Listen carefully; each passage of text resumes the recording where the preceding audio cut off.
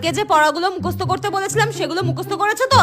হ্যাঁ হ্যাঁ আন্টি, সব পড়া মুখস্থ করেছি। ঠিক আছে, আজকে যদি একটা পড়াও ভুল হয়েছে 10 বার কান ধরে উঠবোস করাবো, বলে দিলাম আমি। বললাম তো সব পড়া মুখস্থ করেছি, একবার বললে কি কথা কানে যায় না নাকি? এক চড় মেরে চামড়া গুটিয়ে দেবো একদম, অসভ্য বেয়াদব মেয়ে একটা। এই রে, ঠিক আছে বলো, তাজমহল কে বানিয়েছিল? আমার দাদু বানিয়েছিল। কি? তাজমহল তোমার দাদু বানিয়েছিল? একটা চড় মেরে না দাঁতগুলো সব ভেঙে দেবো। তাজমহল তোমার দাদু বানিয়েছিল? চ্যাংড়ামো মারার জায়গা পাও না, তাই না?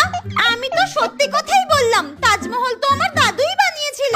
দাঁড়াও, তোমার আজকে ব্যবস্থা করছি। তোমার মাকে তো বহুবার নালিশ করেছি, তোমাকে একটু শাসন করেনি। আজকে তোমার বাবাকে আমি নালিশ করব।